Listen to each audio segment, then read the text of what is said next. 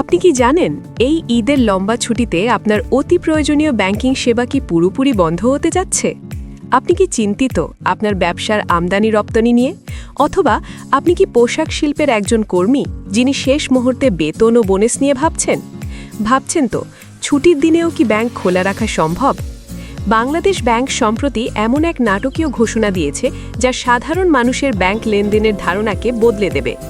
আজকের ভিডিওতে আমি আপনাদের জানাবো ঠিক কোন কোন এলাকার ব্যাংকগুলো খোলা থাকছে এবং লেনদেনের সময়সূচি আসলে কি।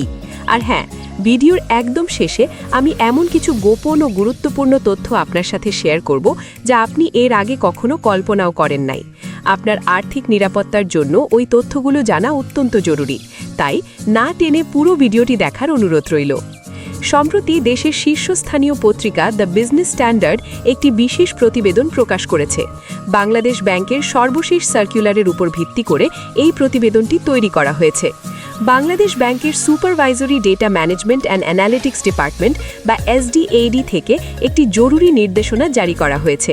এই নির্দেশনাটি ইতিমধ্যে দেশের সব তফসিলি ব্যাংকের ব্যবস্থাপনা পরিচালকদের কাছে পাঠানো হয়েছে। মূলত ঈদের লম্বা ছুটিতে দেশের অর্থনীতি যাতে থমকে না যায় এবং বিশেষ করে পোশাক শিল্প ও আমদানি রপ্তানি কার্যক্রম যাতে সচল থাকে, সেজন্যই এই বিশেষ ব্যবস্থা গ্রহণ করা হয়েছে। আসুন জেনে নিই এই নির্দেশনার ভেতরে ঠিক কী বলা হয়েছে।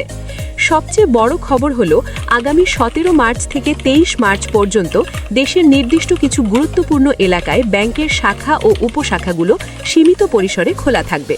তবে মনে রাখবেন, ঈদের দিন কিন্তু কোনোভাবেই ব্যাংক খোলা থাকবে না। আমদানি রপ্তানি কার্যক্রম সচল রাখাই এর প্রধান উদ্দেশ্য। বিশেষ করে সমুদ্র বন্দর, স্থলবন্দর এবং বিমানবন্দর এলাকায় অবস্থিত ব্যাংকের শাখা, উপশাখা ও বুথগুলো খোলা রাখার নির্দেশ দেওয়া হয়েছে। অর্থাৎ আপনার যদি বিদেশে কোনো পণ্য পাঠানোর থাকে বা বিদেশ থেকে কোনো এলসি সেটেলমেন্টের কাজ থাকে, তবে আপনাকে দুশ্চিন্তা করতে হবে না। ছুটির দিনেও প্রয়োজনীয় ব্যাংকিং সুবিধা পাবেন এই বন্দর এলাকাগুলোতে। এটি আমাদের জাতীয় অর্থনীতির জন্য অত্যন্ত ইতিবাচক একটি পদক্ষেপ। এবার আসা যাক সবচেয়ে গুরুত্বপূর্ণ অংশে। আমাদের দেশের অর্থনীতির চালিকা শক্তি হলো পোশাক শিল্প, আর এই পোশাক শিল্পের কর্মীদের বেতন ও বোনাস নিশ্চিত করতে বাংলাদেশ ব্যাংক বিশেষ নির্দেশনা দিয়েছে। নির্দেশনায় বলা হয়েছে আগামী 18-19 মার্চ শিল্প এলাকায় বিশেষ শাখাগুলো খোলা থাকবে। তবে এর জন্য একটি নির্দিষ্ট সময়সীমা নির্ধারণ করা হয়েছে। ব্যাংক খোলা থাকবে সকাল 10টা থেকে দুপুর 2টো পর্যন্ত। তবে এখানে একটি বিরতি মাপান আছে।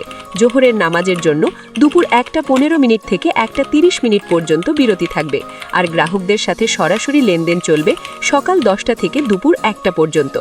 এখন প্রশ্ন হলো, সব জায়গায় কি এই সুবিধা পাওয়া যাবে? উত্তর হলো না। শুধুমাত্র সাভার, গাজীপুর, টঙ্গী, আশুলিয়া, ভালুকা, নারায়ণগঞ্জ এবং চট্টগ্রামের পোশাক শিল্পঘন এলাকাগুলো এই বিশেষ সুবিধার আওতায় থাকবে। ফলে এই এলাকার ব্যবসায়ীরা এবং শ্রমিক ভাইরা কোনো ঝামেলা ছাড়াই তাদের আর্থিক কাজ সম্পন্ন করতে পারবেন। আপনারা হয়তো ভাবছেন 17 মার্চ এবং 20 থেকে 23 মার্চ পর্যন্ত অন্যান্য সময় কি হবে? বাংলাদেশ ব্যাংক জানিয়েছে এই দিনগুলোতে গ্রাহকদের সাথে লেনদেনের সময় নির্ধারণ করবে সংশ্লিষ্ট ব্যাংকগুলো নিজেই। তবে 21 মার্চ যদি চাঁদ দেখা সাপেক্ষে ঈদ হয়, তবে সেদিন সারা দেশের সব ব্যাংকই পুরোপুরি বন্ধ থাকবে। এর মানে দাঁড়াচ্ছে পুরো ছুটির সপ্তাহে আপনার এলাকায় ব্যাংক খোলা থাকবে কিনা তা নিশ্চিত হতে আপনার ব্যাংকের হটলাইনে কথা বলে নেওয়া ভালো। তবে শিল্প ও বন্দর এলাকায় এই নির্দেশনা বাধ্যতামূলক।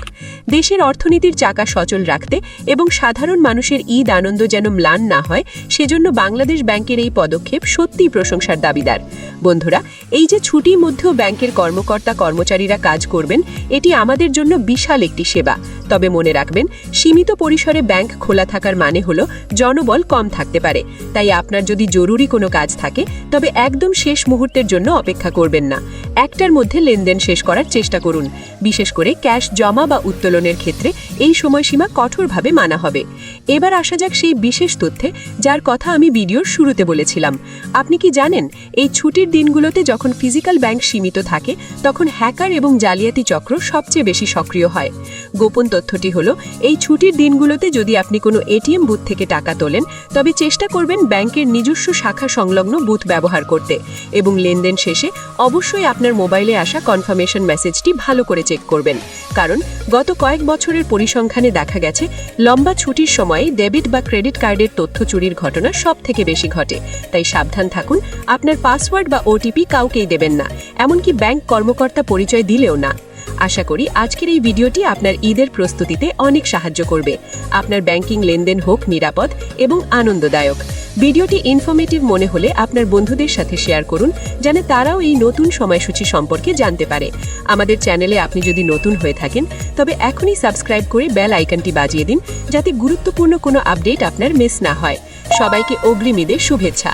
ঈদ মুবারক। দেখা হবে পরবর্তী কোনো ভিডিওতে। ধন্যবাদ।